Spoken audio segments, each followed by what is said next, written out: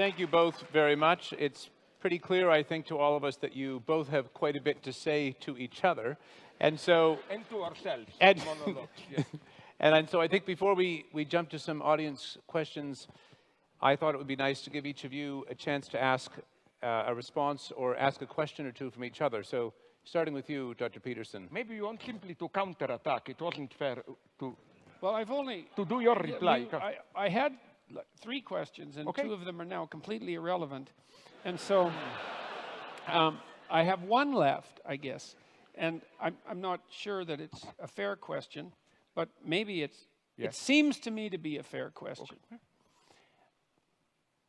You're a strange Marxist to have a discussion with. And, well, but here's why. This is not an insult by any stretch of the imagination. No. I mean, one of the things that struck me when I was looking at your work was that you're, well, first of all, you're a character, you know, and that's an interesting thing. Like you're. Is this an insult or not? It's not an insult. It's a sign of originality, and it's a sign of a certain amount of moral courage, and it's a sign of a certain temperament, and it makes you humorous and charismatic and attractive, and I think you appeal to young people the way that outside intellectual rebels appeal to young people. And so those are all positive things that can be used positively or negatively. And my question is, like, it seems to me that your reputation, unless I'm very misinformed about this, is as a strong supporter of Marxist doctrines on the left, or was that? And so then my question is, given the originality of your thought, why is it that you came to presume at some point in your life, perhaps not now and perhaps still, that the promotion of Marxism rather than Zizekism was appropriate? Because it seems to me that there's enough originality in your body of thought and lateral thinking in the manner in which you approach intellectual ideas that there's just no reason for you to be allied with a doctrine that's 170 years old and that is, if capitalism is rife with problems, is twice as rife with problems as that. And so you're kind of a mystery to me in that way. And so that's my question. Okay. Very briefly, I developed systematically in my book critical insights into many traditional Marxist theses, so no doubt here.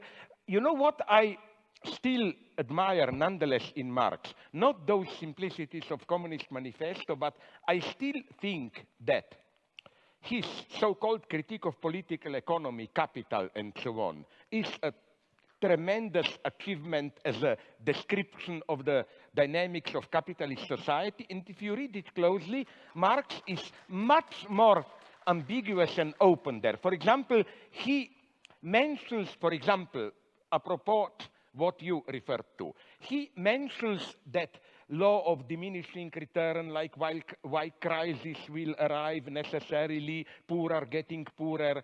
But then he is honest enough to enumerate 7 or 8 counter tendencies.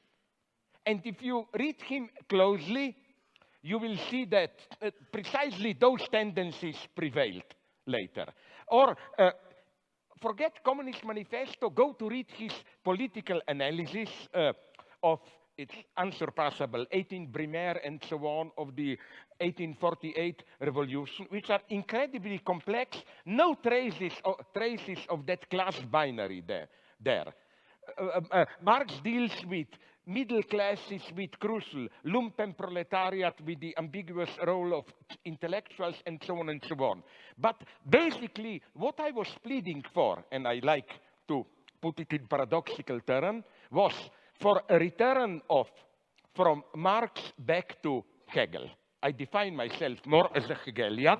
Why? Hegel is considered a madman, you know, the guy, absolute knowing, and so on and so on. No, Hegel is much more modest and open. The danger in Marxism is, for me, this teleological structure. We are at the 0 point, but there is a unique chance of a reversal into a new emancipated society and so on.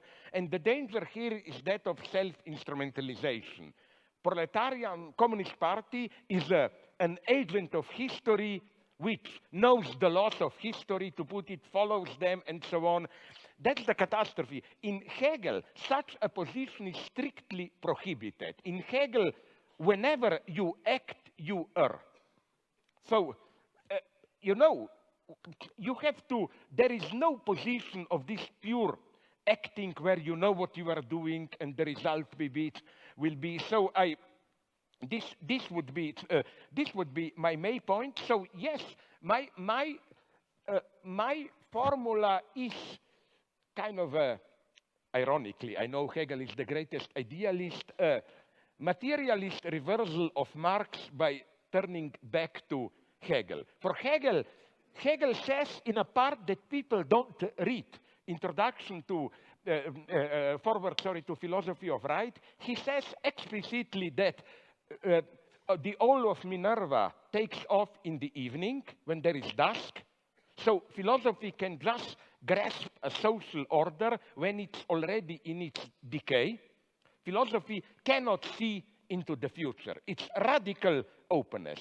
We need this openness today. The tragedy today, maybe we agree here, is that we really don't have a basic, how should I call it, cognitive mapping. I don't think we have here a clear insight into where we stand, where we are moving, and so on and so on. So I'm much more, again, sincerely of a pessimist.